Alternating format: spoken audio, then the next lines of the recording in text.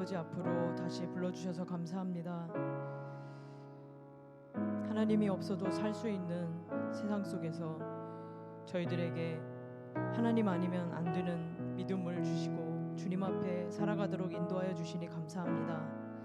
하나님 아버지, 우리가 드리는 이 작은 주님 앞에서 드리는 이 시간 아버지께서 받아주시고 하나님 아버지로만 누릴 수 있는 그 은혜로 충만히 채워주시옵소서. 이 시간을 주께 맡깁니다. 우리 가운데 함께 하시는 주님을 바라보기 원합니다. 주님만 의지하며 예수님 이름으로 기도드리옵나이다. 아멘.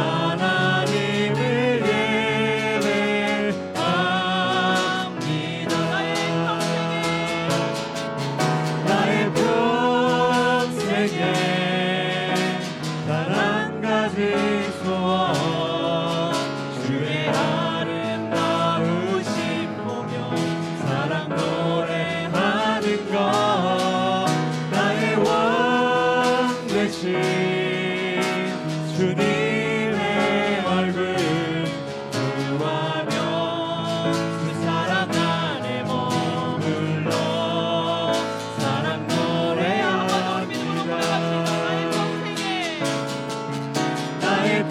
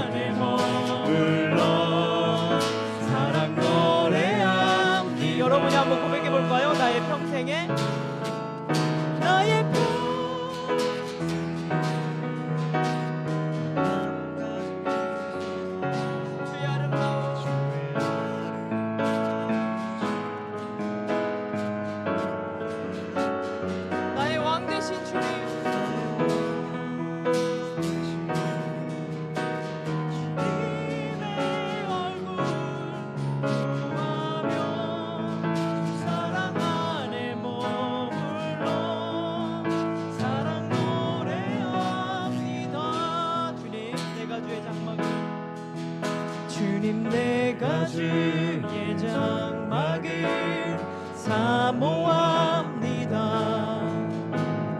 오직 주의 임재를 갈망합니다.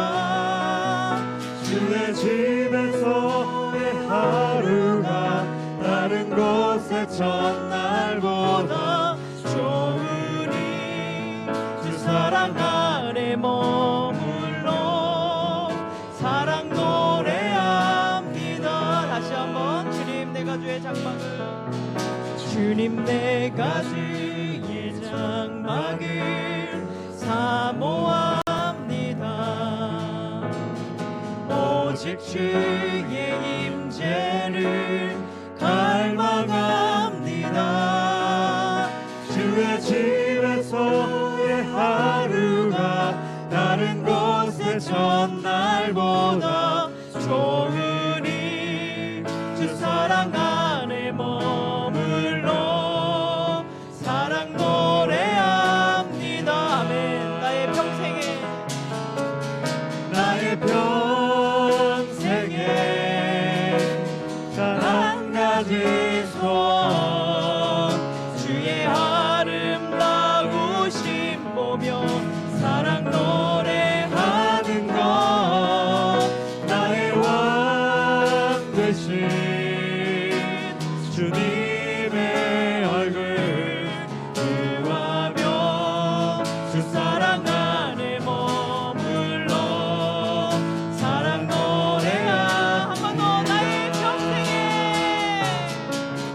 나의 평생에 단 한 가지 소원 주의 아름다우심 보며 사랑 노래하는 것 나의 왕 되신 주님의 얼굴 구하며 주 사랑 안에 머물러 사랑 노래합니다.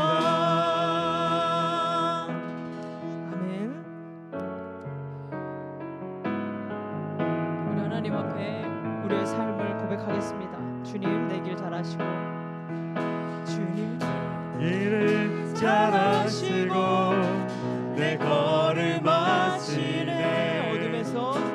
어둠에서 빛을 내시는 그분을 믿네.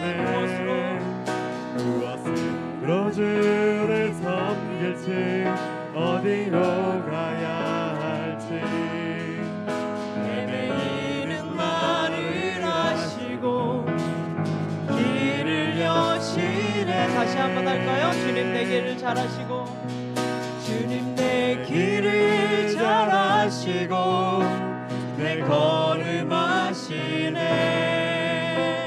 어둠에서 빛을 내시는 그분을 믿네. 무엇으로 주를 섬길지 어디로 가야 할지 헤매이는 나를 아시고 길을 여시네. 믿음으로 고백합시다. 내 삶은 주의 것, 내 삶은 주의 것, 내 삶은 주의 것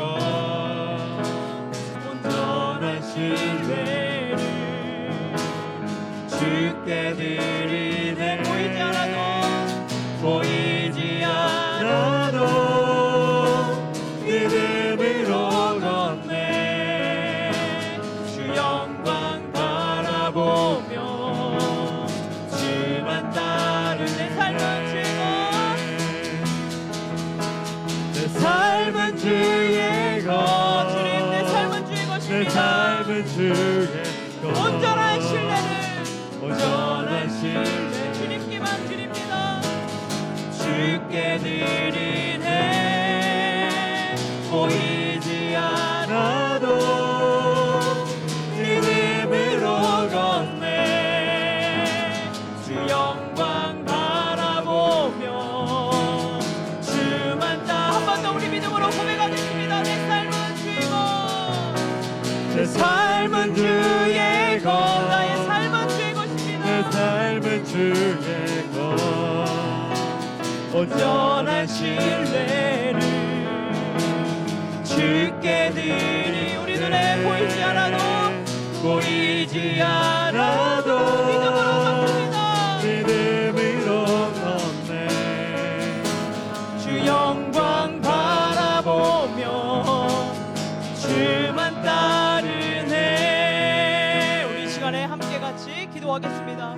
기도할 때 하나님은 우리를 그럴 만한 이유가 있어서 부르신 것이 아니라 그럴 수 없는, 하나님을 따라갈 수도 없고 거룩할 수도 없고 온전하지도 않기에 우리를 부르신 것입니다. 우리의 삶을 예배로 받으시고 우리의 삶에 하나님의 목적과 이유를 주시고 주님의 영광이 되도록 하겠다는 주님의 열심으로 우리를 부르셨습니다. 하나님, 이 시간 우리의 삶을 다시 주님 앞에 드립니다.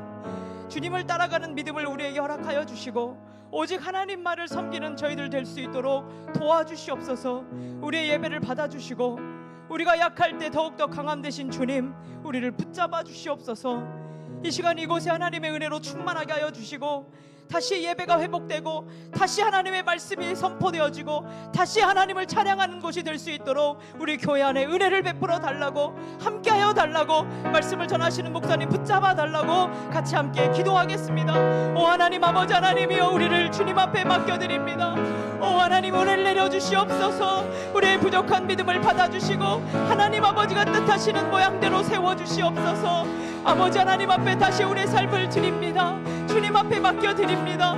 아버지가 원하시는 대로 사용하여 주시옵소서. 우리의 보잘것없는 삶, 아버지 아무것도 아닌 우리의 삶이지만 주님은 영광으로 쓰시려고 우리를 부르신 줄 믿사옵나이다. 아버지 하나님, 믿음으로 주님 바라보며 주님의 약속을 바라보며 오직 하나님만을 아버지 하나님의 예배하며 찬양하며 서기를 원하오니 붙잡아 주시옵소서. 하나님, 이곳에 은혜를 베풀어 주시옵소서. 하나님, 우리의 삶을 붙잡아 주시고 우리의 교회가 주 앞에 온전히 세워질 수 있도록 인도하여 주시옵소서. 우리에게 경험하게 하여 주시고 만나게 하여 주시고 누리게 하여 주셨던 그 은혜, 하나님과의 그 친밀함과 그 교제 속에 다시 우리 삶이 회복되어지고 다시 주님과 함께 걸어가는 인생이 될 수 있도록 은혜를 베풀어 주시옵소서. 하나님, 주님의 말씀을 아버지 허락하여 주시옵소서. 다시 하나님 아버지 의 말씀 앞에 겸손히 서며 하나님 아버지를 온전히 찬양하고 경배하고 기도의 무릎으로 살았던 우리의 삶으로 다시 우리를 이끌어 주시옵소서. 이 교회 안에 주님이 세우신 그 목적대로 하나님 세워지게 하여 주시고 하나님의 뜻이 온전히 이루어져서 주님의 영광 안에 저희 모두가 살아갈 수 있도록 인도하여 주시옵소서. 온 성도들이 주님 아버지 하나님의 그 영광 안에서 인생의 그 존귀함을 누리며 살아갈 수 있도록 인도하여 주옵소서. 이 시간도 다시 주님의 말씀을 듣고자 오니 부족한 저희들의 마음속에 진리의 말씀 허락하여 주시고 은혜 내려 주옵소서. 아버지의 말씀을 선포하시는 목사님에게 하나님의 마음을 부어주시고 아버지의 뜻과 계획을 가르쳐 주셔서 아버지 하나님의 뜻대로 목용할 수 있도록 은혜를 베풀어 주시며 이 시간에 능력을 부어주시고 함께하여 주시옵소서. 주님 앞에 모든 걸 맡겨드립니다. 인도하여 주옵소서.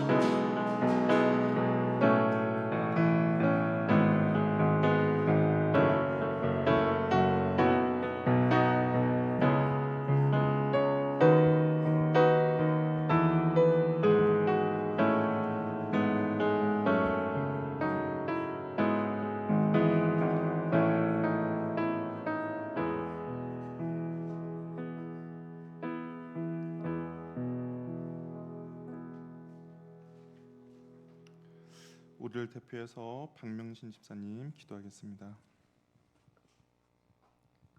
하나님 아버지, 은혜와 사랑을 감사합니다. 11호를 주셔서 첫날 하루 일과를 마무리하고 3일 밤 예배의 자리로 인도하여 주심을 감사합니다. 이 시간 저희들의 마음과 생각을 주님 앞에 내려놓고 온 마음으로 찬양하고 예배할 수 있도록 은혜로 충만하게 하옵소서. 주님, 이곳에 임재하심을 믿습니다. 우리 예배를 기쁘게 받아 주옵소서. 날마다 주님을 의지합니다 고백하지만 주신 말씀을 따라 가기보다는 내 생각과 자기 중심적인 방법으로 욕심과 유익을 쫓아 살아갈 때가 많이 있었음을 고백합니다. 죄와 허물을 용서하여 주시고 십자가 보혈로 덮으셔서 정결하게 하옵소서. 이 시간 지치고 피곤한 육신으로 아버지께 왔습니다. 저희들을 긍휼히 여기시고 말씀의 은혜로 힘과 위로와 평강 주시기를 원합니다.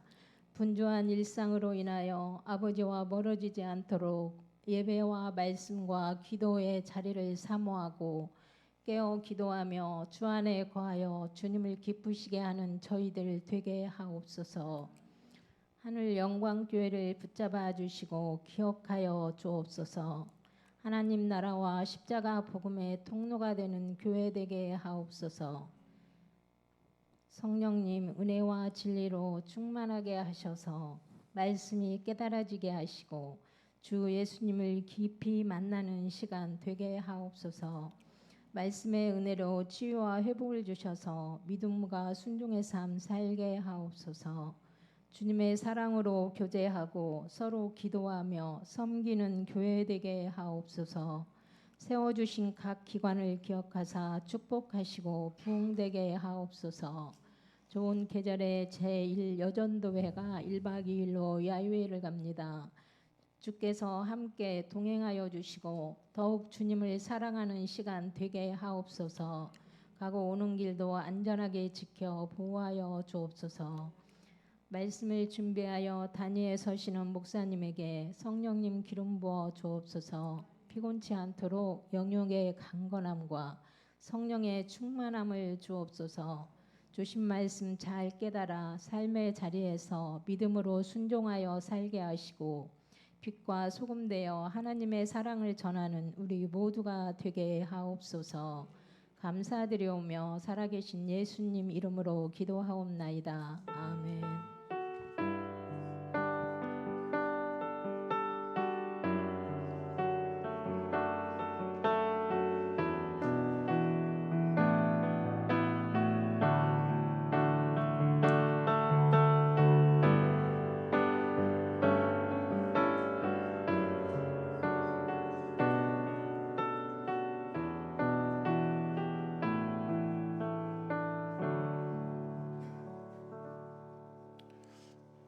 교회 소식 말씀드리겠습니다. 자세한 사항들은 우리 주부를 참고해 주시고 특별히 우리 교회에 기도가 많이 필요한 지체들이 있습니다. 우리 한번 명단을 확인해 주셔서 우리 함께 한 마음으로 기도해 줄 수 있는 교회 공동체 되기를 바랍니다.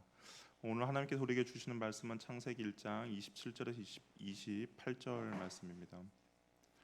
창세기 1장 27절에서 28절 말씀.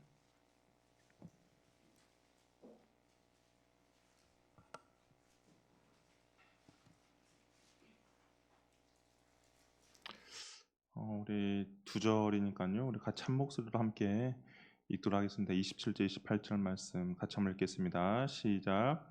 하나님이 자기 형상 곧 하나님의 형상대로 사람을 창조하시되 남자와 여자를 창조하시고 하나님이 그들에게 복을 주시며 하나님이 그들에게 이르시되 생육하고 번성하여 땅에 충만하라 땅을 정복하라 하나님의 물고기와 하늘의 새와 땅에 움직이는 모든 생물을 다스리라 하시니라. 아멘. 우리 옆에 분과 인사 나눌게요. 하나님이 보시기에 심히 아름답습니다. 예, 하나님이 보시기에 심히 아름답습니다. 예. 오늘 우리가 이제 소위 이르면 다 6번째 시간, 우리가 이제 창조에 대해서 잠깐 말씀을 한번 나누려고 합니다. 우리가 저번 주에는 이제 하나님의 작정, 하나님의 계획하심에 대해서 이야기 나눴는데, 근데 이제 그 계획하심이 과연 어떻게 이루어졌냐를 보면 하나님의 창조와 하나님의 섭리로 통해서 이루어진다라고 말합니다. 그러면 과연 하나님의 창조가 뭘까? 우리가 오늘 나누고 다음 시간에 그럼 섭리를 나눌 텐데요.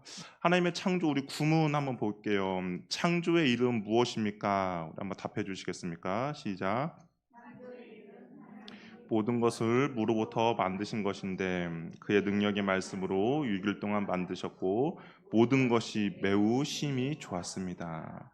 하나님의 창조의 특징이 있다는 거예요. 하나님의 창조의 특징은 뭐냐면 무에서부터 모든 것을 만드셨다라는 것이고요.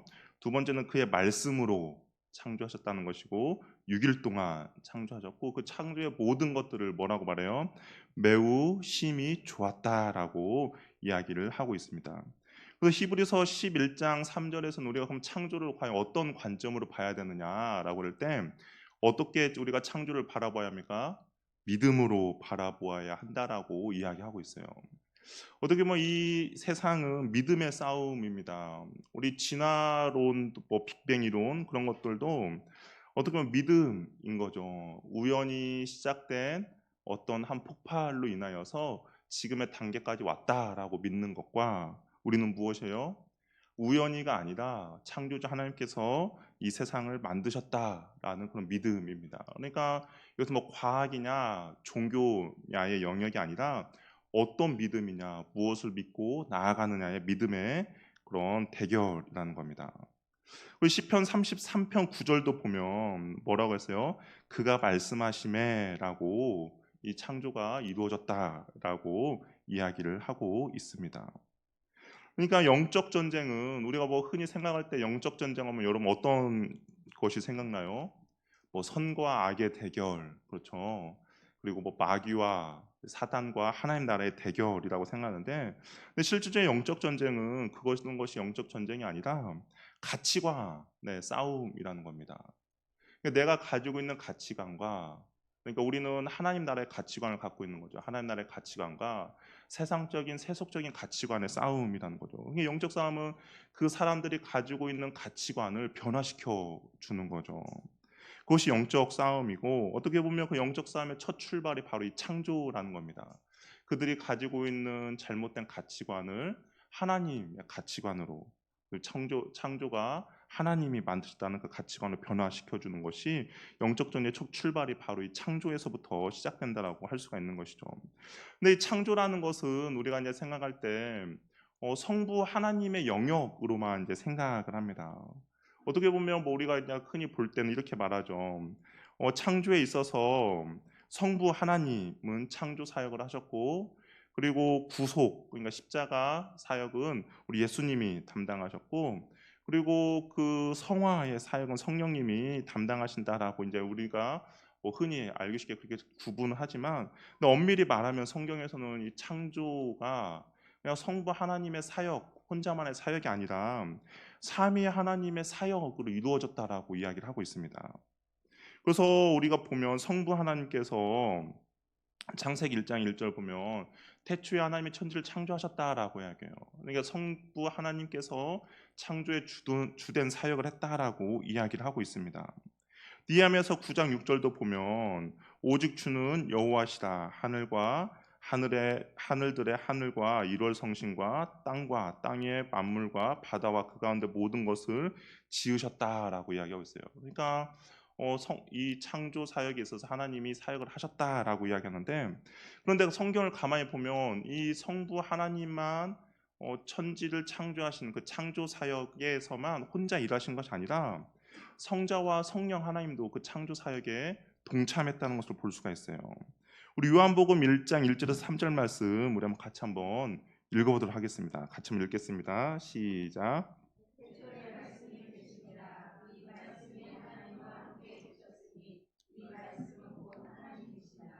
그가 태초에 하나님과 함께 계셨고 만물이 그로 말미암아 지은 바 되었나니 지은 것이 하나도 그가 없이는 된 것이 없느니라. 이게 이 창조 사역에 보니까 예수님께서도 그 창조 사역에 동참하셨다라고 이야기를 하고 있는 것이죠. 하나님과 함께 계셨고 만물이 그로 말미암아 지은 바 되었다라고 이야기하고 있습니다. 예수님께서도 이 창조 사역에 동참하신 것이죠. 고린도전서 8장 6절에도 보면 또한 주 예수 그리스도께서 계시니 만물이 뭐예요?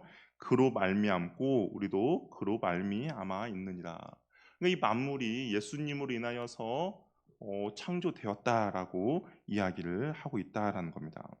골로새서 1장 15절 16절도 예수님은 모든 피조물보다 먼저 나신 이시고 만물이 그에게 창조되었다라고 이야기하고 있습니다. 그러니까 창조 사역이 하나님만의 혼자만의 사역이 아니라 예수님도 그 안에 있었다라는 것이고, 그리고 성령님께서도 그 창조 사역에 동참하셨다는 걸 우리가 알 수가 있어요. 창세기 1장 2절을 보면 여기서 성령님은 어떤 분으로 나오냐면 하나님의 영은 수면 위에 운행하시니라라고 이야기하고 있습니다. 이 하나님의 영이 수면을 운행하신다라는 것은 우리가 뭐 알고 있는 것처럼 닭이 알을 품고 있는 그런 형상인 거죠. 하나님께서 창조 사회에 갔을 때 그 지구라는 것을 품고 계시고 있는 그 모습을 이렇게 표현하고 있습니다. 욥기 33장 4절은 하나님의 영이 나를 지으셨다라고 이야기하고 있어요. 그러니까 이 창조라는 것이 성부 하나님의 독특한 사역이 아니라 삼위 하나님의 연합 사역이 바로 이 창조라는 것이죠.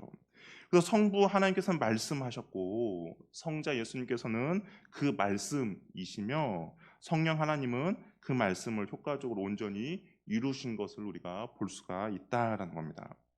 아까 앞에서 그냥 창조의 특징은 무에서 창조했다는 거죠. 아무것도 없는 상태에서 창조했다라는 거죠. 사람은 있는 것을 가지고 뭐 다른 것을 만들어요.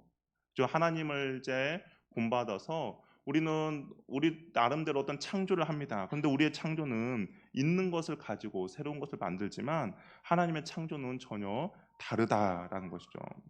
그래서 우리가 보는 우주나 자연은 어떤 신의 일부가 아니다라는 겁니다. 하나님의 다 창조물이라는 것이죠. 그렇기 때문에 우리의 예배의 대상이 될 수가 없다라는 거죠. 하나님만이 우리의 예배의 대상이 되는 겁니다. 우주를 만들기 전에 무엇이 있었는가? 바로 삼위 하나님이 계신 거죠.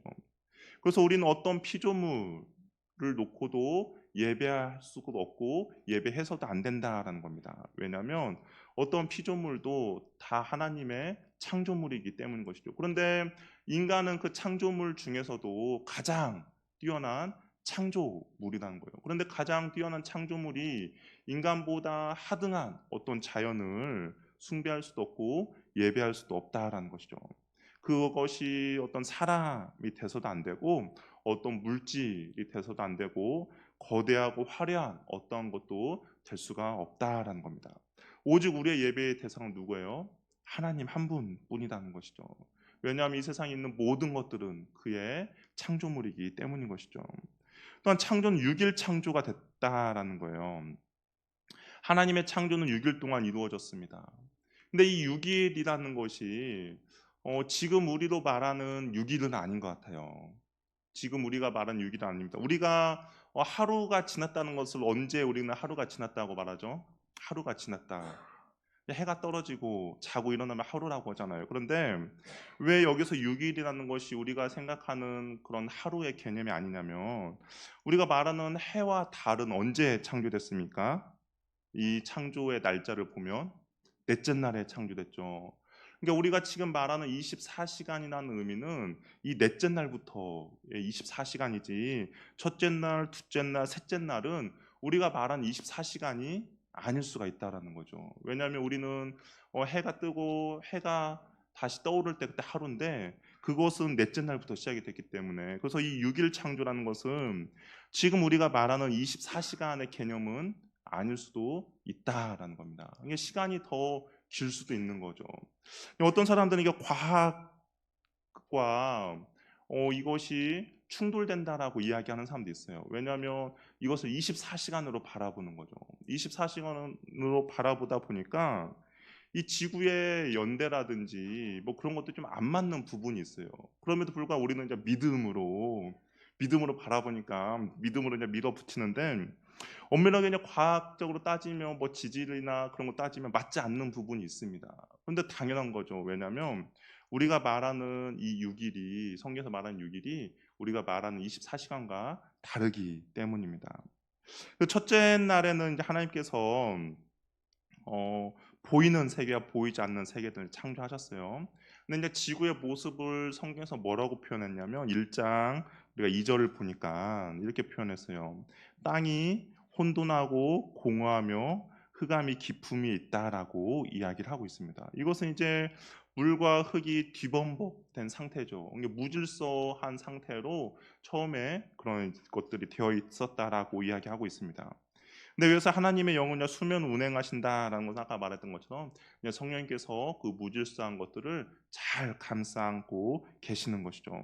어떤 목적이 있어서 그것을 품고 닭이 알을 품고 있는 모습이라는 겁니다. 그런데 이런 공허하고 무질서한 그런 상태가 언제 질서가 되고 온전히 변화됐습니까?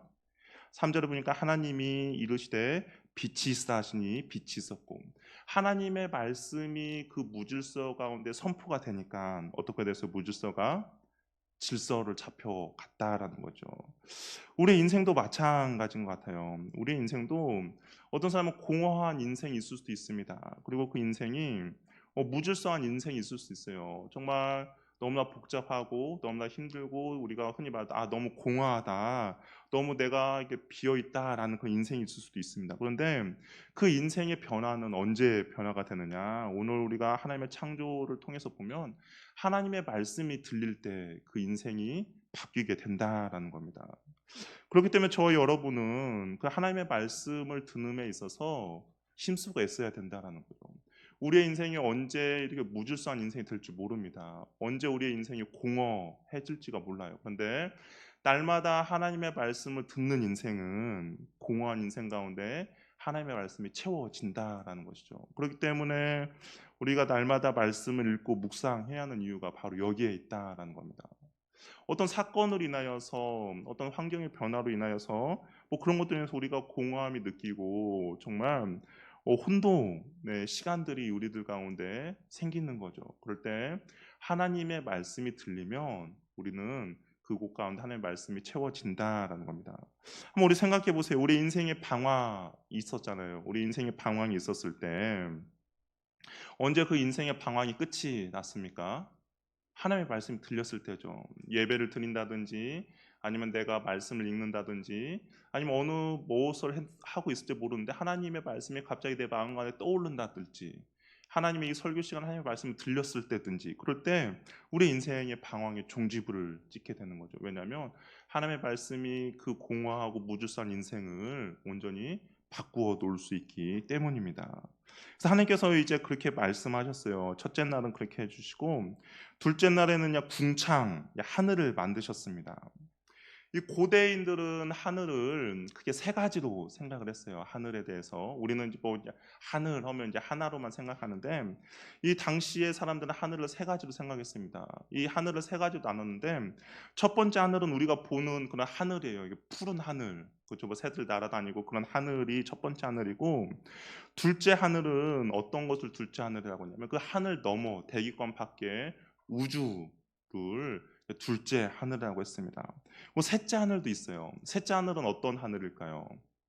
하나님이 거하시는 하늘을 이제 셋째 하늘이라고 생각했습니다. 그래서 우리가 고린도후서 12장을 보면 바울이 내가 어떤 한 사람 있는데 그 사람이 셋째 하늘에 갔다 왔다라고 이야기하고 있습니다. 고린도후서 12장을 보면 그 셋째 하늘은 어떤 하늘이에요? 하나님이 머무신 우리가 흔히 말하는 천국을 경험했다라고 이야기합니다. 근데 여기서 이제 둘째 날에 그 궁창을 만들었다는 것은 이제 둘째 하늘, 지금 우리가 보는 이런 하늘, 푸른 하늘이 아니라 그 너머에 있는 우주를 이때 이제 만드셨다라고 우리가 그렇게 이해할 수 있습니다.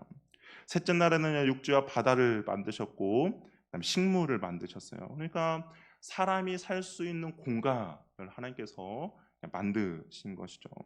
그 넷째 날에는 해와 달과 별들을 만드셨습니다. 이것을 보면 우리가 이걸 보면 이제 첫째 날에 만드신 걸 넷째 날에 채웠다라는 걸 볼 수 있는 거죠. 그러니까 첫째 날, 둘째 날, 셋째 날 만드신 것을 넷째 날, 다섯째 날, 여섯째 날에 하나씩 채워간 것을 볼 수가 있습니다. 그리고 나서 그 여섯째 날에 누구를 만들었어요? 사람을 만드신 거죠. 그러면 창조에 있어서 가장 중요한 것은 무엇일까요? 사람이죠. 해와 달과 별이 아니라 가장 중요한 것은 사람입니다. 그러니까 우리가 하나님께서 이 모든 것들을 다 만드신 것은 무엇이에요? 저와 여러분을 위해서 만드셨다라는 것이죠. 그러니까 우리는 이것을 충분히 누려도 됩니다. 우리 옆에 분과 한번 말해볼게요. 당신을 위해서 만들었답니다. 예. 창조가 당신을 위해서 하나님께서 우리에게 만드셨다라는 것이죠. 하나님의 창조의 특징의 세 번째는 선한 창조라는 거예요. 이 선한 창조는 아까 창세기 1장 31절에 있는 것처럼 하나님이 보시기에 심히 좋았다라는 거죠. 평상시에 하나님께서 만드시고 나서 하셨던 말씀은 그냥 좋았다라는 표현했거든요. 근데 창조를 다 하고 나서 하나님께서 뭐라고 말하냐? 심히 보시기에 심히 좋았다라고 말씀하고 있습니다. 그럼 얼마나 좋았을까요? 엄청 좋았던 것이죠. 엄청 좋았다라는 것이죠. 제가 아까 약간 이거 설교 준비하다가 어떤 분 이제 청소년 분 사역하시는 분 그분 이제 동영상 봤는데 청년들이 이게 엄청 좋다라는 표현을 할 때 개를 붙인다는 거예요. 개. 어떤 애가 축구 유니폼을 입었는데 개 존남이라는 거 이게 했더니 너무나 잘생긴 남자를 해가 축구 유니폼에 자기 이름 그렇게 했다라고 합니다. 어떻게 보면 이것도 이제 마찬가지도 너무나도 좋았다라고 하나님께서 이야기를 하고 있다라는 겁니다. 그래서 하나님의 창조는 완전하고 선한 창조였다라는 거예요.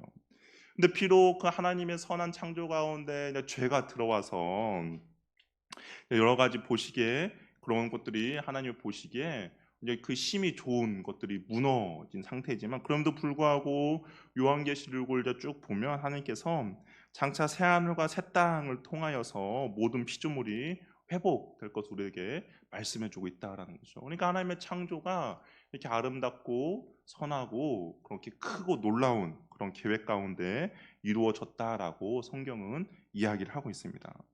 그러면 이제 창조에서도 가장 중요한 것이 아까 사람이라고 했잖아요. 그럼 이제 신문에서 그런 거 물어봐요. 그렇다면 그 사람이 과연 어떤 존재냐라고 물어보는데요. 우리 한번 대답하도록 하겠습니다. 한번 대답해 볼게요. 시작.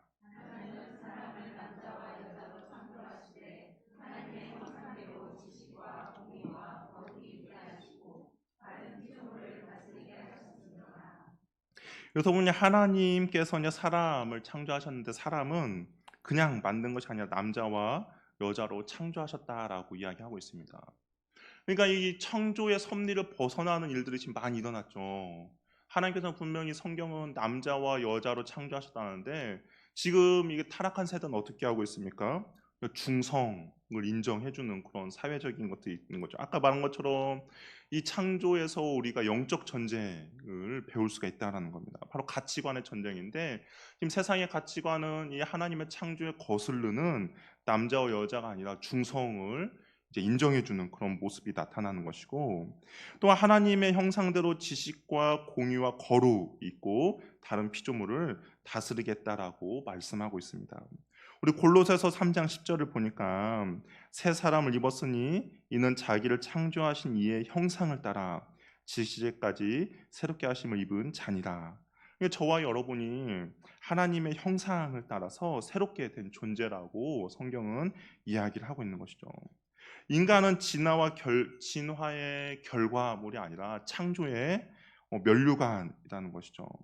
하나님께서 피조물 가운데 오직 인간만이 하나님의 형상으로 만들었다라는 겁니다. 그렇기 때문에 하나님을 예배하고 하나님을 찬양하는 어떤 피조물도 없다라는 거예요. 한번 우리가 보세요.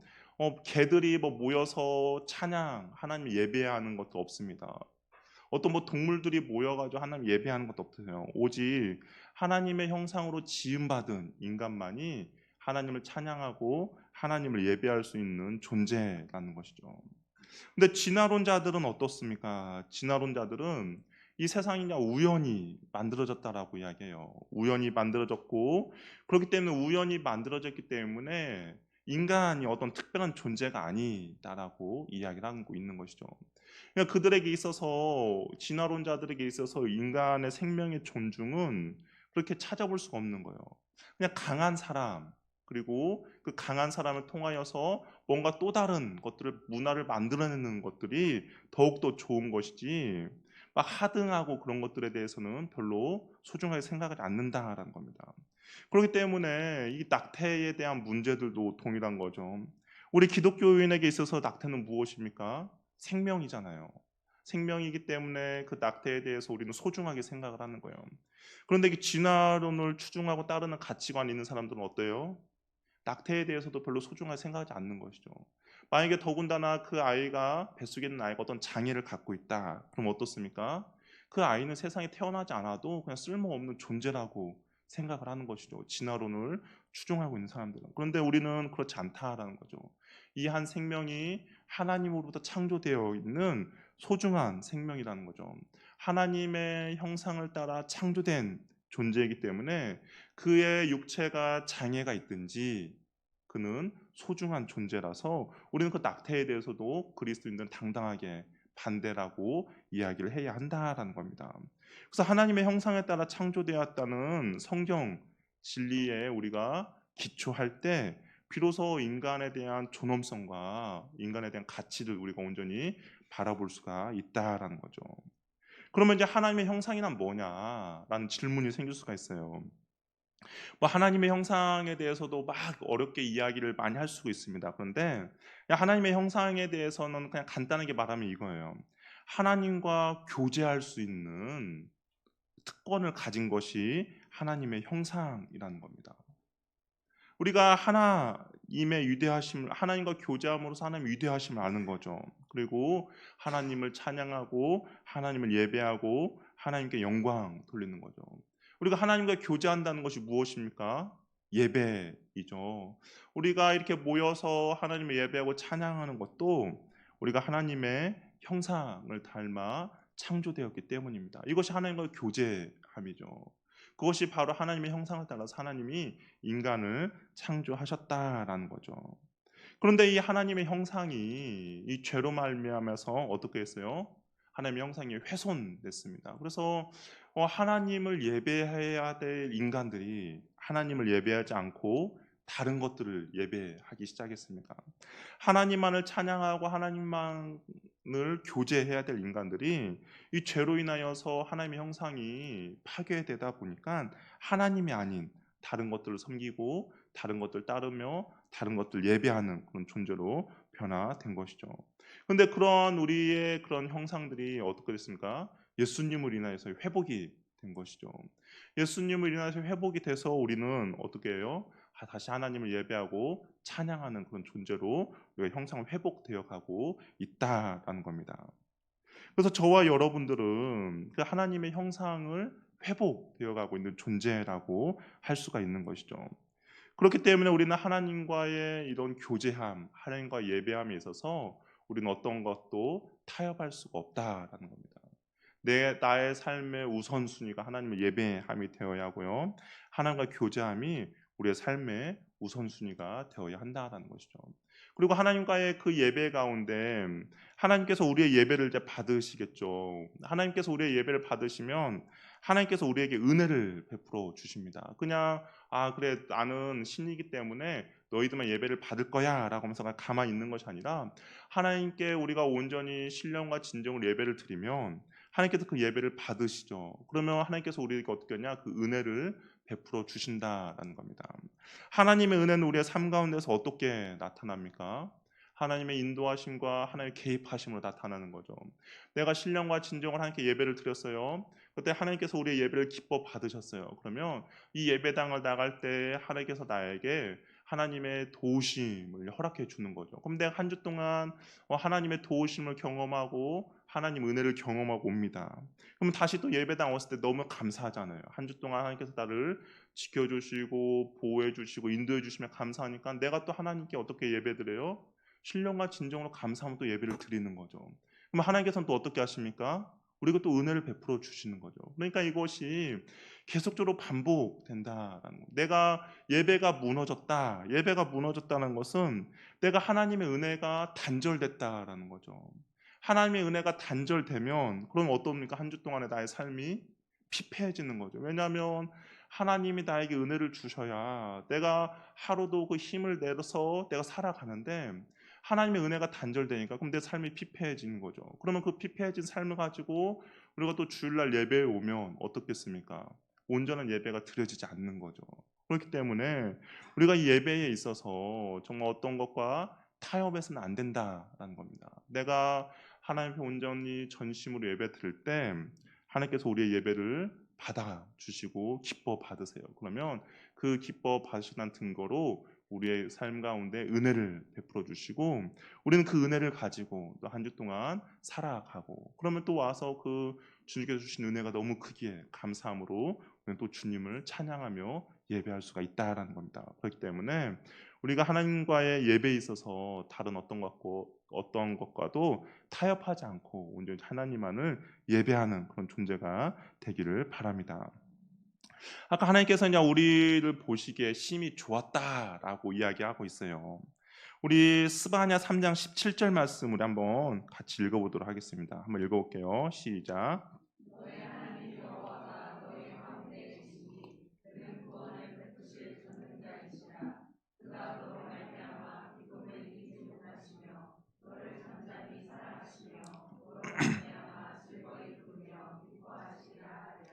이 하나님께서 뭐라고 말씀하시냐? 기쁨이다라고 이야기합니다. 이게 여러분들을 하나님께서 보실 때 흐뭇해 하신다라고 이야기해요. 하나님께서 기뻐하신다라고 이야기합니다. 그러면 여러분들 그 하나님의 기쁨이 느껴지십니까? 하나님이 나를 너무 기뻐하신다 느껴지세요? 그럼 제가 한번 질문 한번 드릴 테니까 마음속으로 한번 대답해 보시기 바랍니다. 내 자신에 대해서 여러분 몇 점을 주고 싶으세요? 저 말고 여러분 자신에 대해서 여러분 몇 점을 주고 싶습니까? 한번 이게 마음속으로 생각해 보세요. 나는 몇 점일까? 뭐 100점이라고 말하고 싶은 사람이 있을 텐데 우리가 또 교만하면 또 안 되잖아요. 그래서 어떤 분은 100점은 너무 교만하니까 내가 한 90점만 줘야겠다 뭐 생각하시는 분도 있을 것이고, 어떤 분은 나는 뭐 지금까지 뭐 중간만 따랐으니까 뭐 50점이라고 생각할 수 있을 것이고, 어떤 분은 더 낮은 점수를 줄 수도 있을 거예요. 그렇다면 우리가 한번 이런 생각해 보시죠. 내가 왜 내 자신에게 이런 점수를 주었는가? 어떤 사람이 뭐 100점이다 라고 하면 왜 나에게 이런 100점이라는 점수를 주었을까? 아니면 또 어떤 사람은 뭐 20점, 30점이다. 그럼 왜 20점, 30점이라는 점수를 주었을까? 왜 그런 점수를 주었을까라고 생각해 보면 다른 사람이 나를 어떻게 평가했느냐에 따른 그런 점수라는 거죠. 안 그렇습니까? 어떤 분은 우리 흔히 말하는 자존감이 높다라고 하잖아요. 이게 계속 칭찬 듣고 잘한다 잘한다 그러면 그 사람은 자존감이 높아서 자신에 대해서 높은 점수를 주었을 것이고, 어떤 사람은 너 왜 이렇게 못하냐, 왜 이렇게 실수하냐, 너 왜 이렇게 못생겼냐, 너 왜 그러니? 라는 이야기를 계속 듣던 사람은 자기 자신을, 자존감을 낮게 아마 생각했을 것입니다. 그러니까 내가 다른 사람보다 좋은 칭찬을 많이 들었다면 나는 후한 점수를 줬겠지만, 내가 뭐 다른 사람에 있어서 그런 좋은 칭찬이 아니라 약간 나는 실수도 연발하고 그런 책망만 들었다면 아마 내 자신에 대해서 약간 박한 그런 점수를 주었을 것입니다. 그런데 오늘 하나님은 뭐라고 말씀하시냐? 그 사람들의 말이 중요한 게 아니라 하나님의 여러분들 보실 때는 뭐라고 보신다는 거예요? 기쁘게 보신다라는 것이죠. 그러니까 우리는 우리가 인생을 살아감에 있어서 이 하나님의 말씀, 진리 대신 하나님의 말씀에 우리가 귀를 기울여야 하는데, 근데 가만히 보면 진리 대신 하나님의 말씀이 아니라 비진리인 사람들의 말에 우리 자신을 그렇게 평가하고 있다라는 겁니다. 아까도 말했죠. 하나님의 말씀이 들려야 우리의 삶의 공허함들이 채워진다는 것처럼 이런 하나님의 말씀이 우리의 인생 가운데 우리의 삶 가운데 날마다 들려야 내가 내 자신에 대해서 어떤 존재인지를 우리가 볼 수가 있는데, 이런 하나님의 말씀이 아니라 세상 사람들의 말을 계속 들음으로써 내 자신을 그 사람들의 말에 내 자신을 평가하고 있는 우리의 모습들이 있다라는 겁니다. 사람들의 말은 진리가 아니죠. 진리는 무엇이에요? 변하지 않는 겁니다. 진리는 변하지 않는 거예요. 그럼 사람들의 평가는 계속 그런 평가가 있느냐? 아니요. 사람들의 평가는 내가 어떠한 결과를 나타내느냐에 따라서 달라집니다. 어떤 사람이 나를 정말 평가를 잘 못해줬는데 내가 오늘 어떤 것들을 잘하면 그 평가는 또 달라지겠죠. 사람들의 평가는 날마다 달라져요. 그런데 그 날마다 달라지는 비진리에 우리가 신경을 쓰고 내가 그 사람들의 말에 귀를 기울이는 것이 아니라 변하지 않는 하나님의 말씀에 우리가 온전히 귀를 기울여야 한다라는 겁니다. 하나님은 우리를 기쁘게 보신다라는 것이죠. 그래서 하나님은 우리를 상품으로 만들지 않았다라는 거예요. 이게 무슨 말이냐면, 상품은 어떻습니까? 등급이 매겨져요. A급, B급, C급, 뭐 1등급, 2등급, 3등급 등급이 매겨집니다. 그러나 하나님은 우리를 상품이 아니라 성경에서 보면 우리를 뭐라고 만들었냐? 작품으로 만들었다라고 이야기합니다. 우리 에베소서 2장 10절 말씀을 한번 같이 찾아보도록 할게요.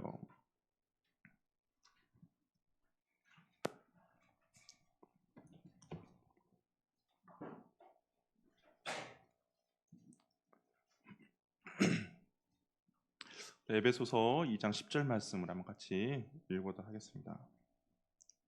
같이 읽을게요. 시작.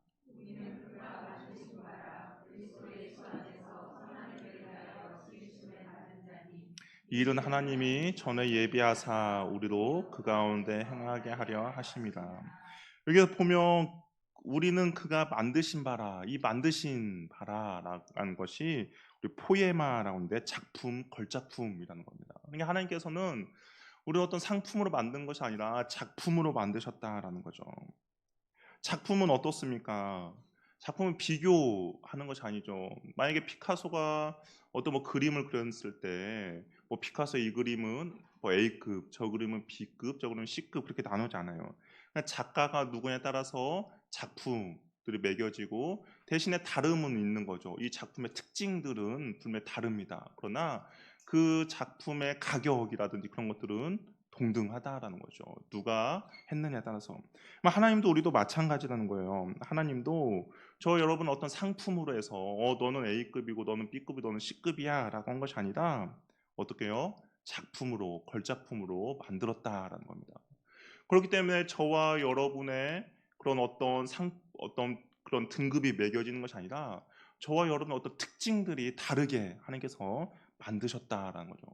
특징이 다르니까 그 특징이 다를 뿐이지 어떤 하자가 있고 그런 것은 아니다라는 것을 우리가 꼭 기억하시기를 바랍니다. 그래서 특징만 있을 뿐 어떤 작품의 그런 등급이 없어요. 그렇기 때문에 사람들의 평가는 어떻습니까? 진리가 아닌 거죠. 진리가 아닌 거에 우리가 너무 귀를 기울이고 진리가 아닌 거에 나의 마음을 빼앗길 필요가 없다라는 겁니다. 우리는 온전히 진리 되신 하나님이 무엇이라 말씀하셨는지 그것을 기억하시기 바라요. 하나님께서는 분명히 이 세상을 창조하시고 뭐라고 말했어요? 심히 보시기 좋았더라라고 이야기하고 있습니다. 저와 여러분을 만드신 하나님께서 심히 보시기 좋았더라라고 이야기하고 있다는 것이죠. 우리 한번 애기들 생각해서 처음 이제 뭐 다 애들 청년들 빼고 애들 이제 낳았을 텐데 애들 낳았을 때 어떻습니까? 애가 뭘 해서 이 자체가 존귀한 게 아니죠. 그냥 내 뱃속에서 나왔다라는 것 자체가 처음 태어났을 때 그것이 우리에게 큰 기쁨과 감격이 되는 거죠. 뭐 애가 막 나자마자 엄마라고 말한다든지 뭐 해서 기쁜 게 아니에요. 그냥 그 존재 자체가 기쁨이고 존재 자체가 감사였던 것처럼 하나님도 마찬가지죠. 하나님께서도 저와 여러분들이 무엇을 했다고 해서 뭘 한다고 해서 기뻐하고 기뻐하지 않는 것이 아니라 그냥 저와 여러분 존재 자체가 하나님의 기쁨이라는 겁니다. 그것이 하나님께서의 창조의 본래의 목적과 의도라는 거죠.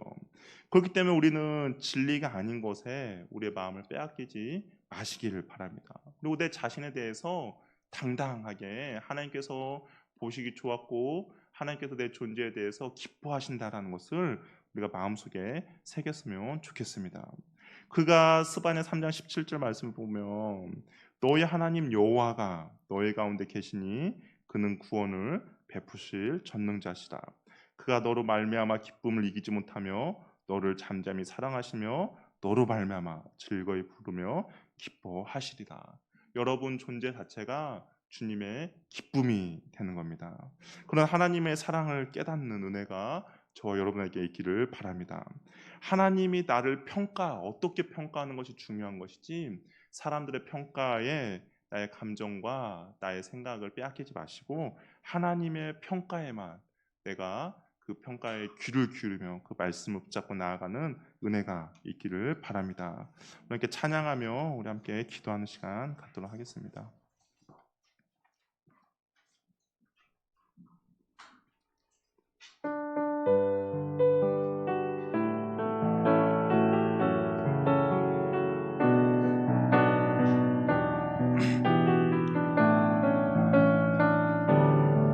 내 모습 이대로 사랑하시네 연약함 그대로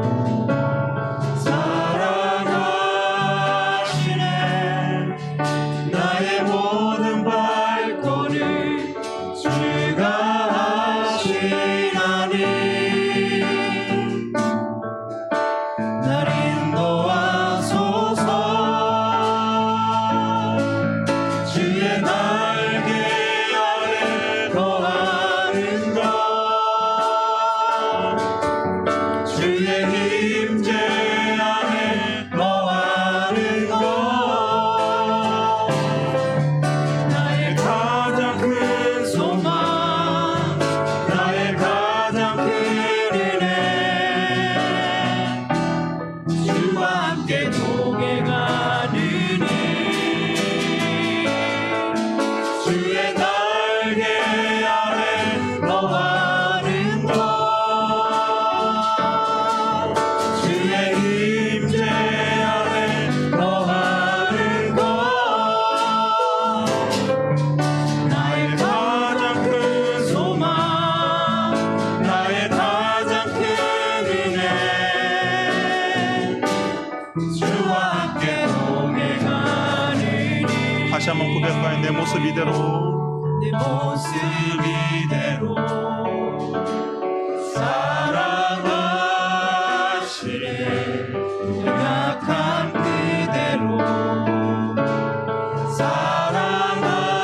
사랑하시네 나의 모든 발걸음 주가 하시나니 날 인도하소서 내 모습 이대로 사랑하시네 약함 그대로 사랑하시네 나의 모든 발걸음 주가 하시나니 날 인도하소서 주의 날개 아래 거하는 것 주의 임재 아래 거하는 것 나의 가장 큰 소망 나의 가장 큰 은혜 주와 함께 동행하느니 주의 날개 아래 거하는 것 주의 임재 안에 거하는 것 나의 가장 큰 소망 나의 가장 큰 은혜 주와 함께 동행하느니 여러분 기도할 때 하나님의 창조의 최고의 걸작품은 저와 여러분입니다. 오신 날 하나님 주님이 보시기에 심히 좋았다라고 이야기하고요. 우리 존재 자체가 주님의 기쁨이다라고 이야기합니다. 오신 기도할 때 하나님 내가 그 말씀을 붙잡고 살아간 인생 되게 하여 주시옵소서. 하나님 앞에 내가 심히 좋은 존재이며 심히 기뻐하는 존재임을 알고 내가 주님 앞에 그러한 삶을 온전히 살아가는데 부족함이 없게 해달라고. 혹시 우리가 내 마음이 너무나 낙심되어 있고 다른 사람들로 인해서 내가 너무나 자존감이 낮아있다면 하나님 내가 이 가치관 세상 사람들의 나를 평가하는 가치관을 버리고 성경의 가치관 주님께서 나를 기뻐하시고 나를 심히 기뻐하는 존재라는 그 말씀을 붙잡고 나아갈 수 있도록 주여 도와주시옵소서. 그래 내가 자체가 하나님의 기쁨이요 내 자체가 주님의 영광이 될 수 있도록 하는 은혜 베풀어 주시옵소서. 우리 주여 한번 외치며 기도하며 나가겠습니다. 주여 하나님 주님께서 우리에게 주신 은혜를 넘쳐나게 하여 주시옵소서. 하나님 우리의 창조가 주님이 그러한 창조의 목적이라 말씀하십니다. 하나님 내가 다른 것으로부터 내 품은 내 자신을 평가하거나 다른 것으로 내가 비교하면서 내 자신을 하나님 바라보지 않도록 도와주시옵소서. 오직 여호와 하나님만으로 내 자신을 보기를 원합니다. 오직 하나님의 말씀으로 내 자신을 평가하기를 원하오니 주여 도와주시옵소서. 하나님 그런 내 자신을 오늘 존귀하게 여기게 하여 주시옵시고 내 자신을 주님의 시각으로 바라볼 수 있도록 도와주시옵시고 하나님께서 나를 바라보신 것이 기쁨이요 하나님이라고 말씀하셨사오니 하나님 내가 내 자신을 그렇게 사랑하며 나갈 때 도와주시옵소서. 사람들의 말에 내 마음을 뺏기지 않도록 도와주시옵시고 사람들의 말에 내 마음을 뺏기지 않도록 도와주셔서 오늘 하나님의 말씀을 내 자신을 바라볼 때 부족하면서 도와주시옵소서. 너는 나의 기쁨이라 말하고 내 심히 좋았다라고 말씀하십니다. 하나님 주께서 오늘 기뻐하신다고 말씀하셨사오니 하나님 그런 은혜를 누리기를 도와주시옵소서. 하나님 그런 은혜를 누리기를 도와주시옵소서. 하나님 내가 그런 주의 자녀가 되게 해주셨지고 하나님 내가 그런 주님의 기쁨이 될 수 있도록 도와주시고 오나오니 주여 역사여 주시옵소서. 하나님의 말씀으로 베풀어주시고 오나오니 주여 도와주시옵소서. 주여 은혜 베풀어 주시옵소서. 주와 함께 동행하리니 주의 나를 위하여 거하는 곳 주의 임재 안에 거하는 곳 나의 가장 큰 소망 나의 가장 큰 은혜 주와 함께 동행하리니. 우리가 더 기도하며 나갈 때 우리 인생 가운데 가장 소중한 것은 하나님의 말씀이 들리는 인생입니다. 하나님의 말씀이 들려야 공허하고 어지럽고 혼돈스러운 우리 인생이 질서가 잡히고 하나님의 말씀으로 새롭게 창조되어집니다. 우리 생각 하나님, 내가 그 말씀이 들리는 인생 되게 하여 주시옵소서. 내가 주님의 말씀을 묵상하며 나갈 때 내가 또한 주의 말씀을 들을 때 하나님 그 말씀이 들려 내 심령 가운데 온전히 새겨질 수 도와주십시고 그 말씀을 인해서 공허함과 흑암이 흩어져 있던 나의 마음들이 하나님의 말씀으로 온전히 새롭게 되는 역사 일어나게 하여 주시옵소서. 말씀이 들리는 인생 되게 하여 주시옵소서. 말씀을 붙잡는 인생 되게 하여 주시옵시고 말씀 따라가는 인생 되게 하여 주시옵소서. 우리 다시 한번 기도하며 나가겠습니다. 주여 하나님 나에게 그러한 은혜를 허락하여 주시옵소서. 하나님 내가 다른 것이 들린 인생 되지 않도록 도와주셨지고 하나님의 말씀이 들린 인생 되게 하여 주시옵소서. 그 말씀으로 인하여서 나의 공허함들을 채워지게 해주시고 그 말씀을 인하여서 온돈한 나의 마음이 정리되도록 도와주셨지고 하나님 불기치한 내 인생이 온전히 주적 인생이 되도록 주여 도와주시옵소서.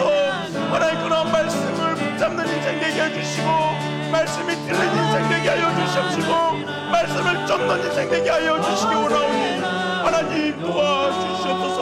하나님 그 말씀 따라가는 인생 되게 하여 주시옵소서. 하나님 말씀에 붙들린 인생 되게 하여 주시옵소서.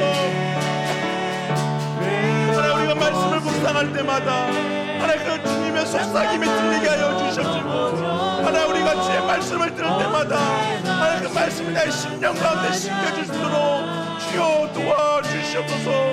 하나님 공허함과 흑암이 있는 인생 가운데 하나님의 말씀으로 채워주시옵소서. 하나님의 말씀으로 빛이 있으라 말씀하셨기 때문에 그 빛이 생긴 것처럼 하나님 어두운 인생 가운데 주의 빛으로 우리를 찾아와 주시옵시고 하나님 말씀으로 붙잡아 주시기 원하오니 주여 도와주시옵소서. 하나님 말씀으로 우리를 회복시켜 주시옵소서.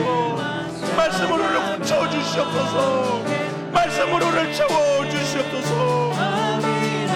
하나님 그 말씀이 들리게 하여 주시옵소서. 하나님 그 말씀을 붙잡게 하여 주시기 원하오니 주여 도와주시옵소서. 하나님 은혜 베풀어 주시기 원합니다. 하나님 역사해 주시기 원하는 그 말씀 따라 살아가는 인생 되게 해 주시기 원하오니 하나님 말씀을 회복시켜 주시고 들어주시기 원하오니 주여 함께하여 주시옵소서. 주여 인도하여 주시기 원합니다.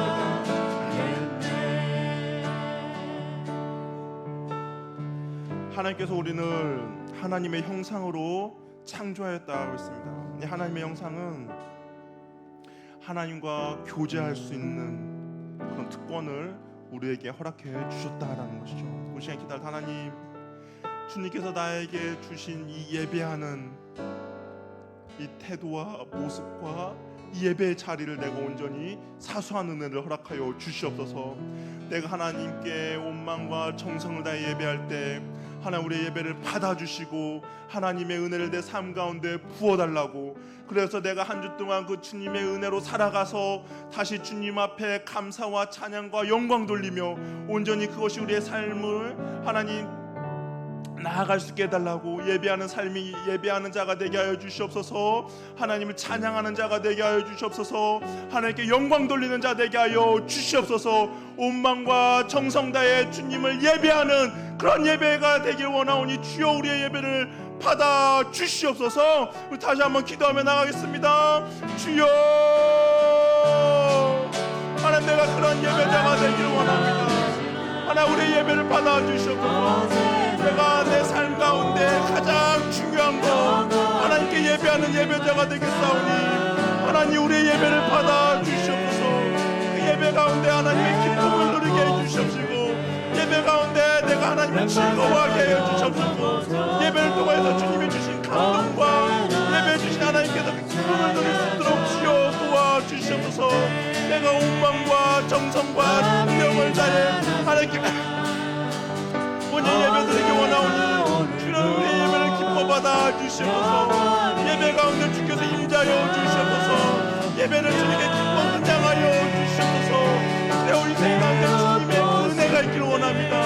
주님의 은혜로 통하여서 내 삶 가운데 주님의 은혜로 하루하루 살아가는 하나의 그런 감사함을 드릴 수 있도록 도와주시옵소서. 또 그 감사함을 내 주님께 예배할 수 있게 원하오니 주여 그런 은혜를 허락하여 주시옵소서. 날마다 주님 앞에 붙들린 삶 되게 하여 주시옵시고, 날마다 주의 은혜를 경험하는 삶 살기 원하오니 주여 역사하여 주시옵소서. 주여 그런 인생 되게 하여 주시옵소서. 우리의 예배를 통해 주님이 기뻐하는 인생 되게 하여 주시옵시고, 하나님과 교제함이 하나님 내 삶의 우선순위가 되어 기뻐하는 인생 되게 하기 원하오니 주여 도와주시옵소서. 주여 은혜 베풀어 주시옵소서. 하나님 그런 예배를 포기하지 않도록 도와주시옵시고, 온전히 신령과 진정으로 주 앞에 예배드리게 하여 주시옵시고, 하나님 전심으로 예배드리는 인생 되게 하여 주시기 원하며, 하나님 우리의 삶이 예배의 중심의 삶이 되기 원하며, 우리의 삶이 예배의 우선순위가 되기를 원하오니 주여 도와주시옵소서. 하나님 우리의 예배를 온전히 받아주시기 원합니다. 주여 이끌어 주시옵소서.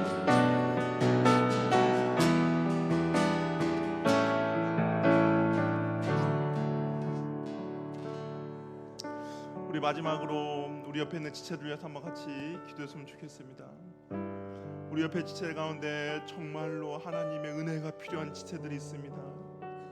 힘들고 어렵고 공허하며 여러 가지 상황으로 인해서 어려움을 겪는 지체들이 있습니다. 하나님 그 지체를 긍휼히 여겨주시고 불쌍히 여겨주시고 붙들어 달라고, 그 인생 가운데 하나님 개입하여 주시고 말씀해 주셔서 그 인생의 모든 문제들이 해결될 수 있는 은혜를 주께서 허락해 달라고 우리 한번 같이 기도하고요. 또한 우리 청년 지체들 가운데서도 인생의 지금 취직과 여러 가지 인생의 진로를 놓고 고민하며 기도하는 지체 청년들이 있습니다. 하나님 그들 인생 가운데 주님께서 개입하여 인도해 주셔서 온전히 하나님의 인도함을 받는데 부족함이 없게 해달라고 아마 또 같이 기도했으면 좋겠고요. 또한 우리 지체들 알고 있는 기도 제목도 있다면 하나님 돌봐 주시고 인도해 달라고, 또한 무엇보다 우리 자신을 위한 기도 제목들이 있을 것입니다. 하나 우리 피로지짐 가운데 외면하지 마시고 귀를 기울여 주셔서 주여 역사해 달라고 우리 자신과 우리 옆에 있는 지체들과 또한 교회를 위하여서 다 같이 마지막 주여 한번 외치며 기도하며 나가도록 하겠습니다. 주여, 하나님 우리에게 은혜 베풀어 주시옵소서. 하나님 우리에게 붙들어 주시기 원합니다. 하나님 우리의 간절한 기도 제목들이 있습니다. 하나님 우리의 연약 가운데 주께서 주신 은혜를 경험하기를 원하오니 주여 도와주시옵소서. 하나님 개입하여 주시고 인도하여 주시옵소서. 여러가지 상황 환경 가운데 주님의 도우심이 필요합니다. 주님의 인도하심을 필요합니다. 주여 역사하여 주시옵소서. 하나님의 긍휼과 자비하심을 구하며 나가오니 하나님 도와주시옵소서. 하나님 도와주시옵소서. 하나님 아버지 긍휼히 여겨주시고 도와주시기 원합니다. 하나님 역사해 주시기 원하오니 주여 인도하여 주시옵소서. 하나님 또한 우리 청년 삶 가운데 주께서 개입하여 주시고 인도하여 주시기 원합니다. 하나님 그대 삶의 주님께 언제 붙들린 삶 되게 하여 주시고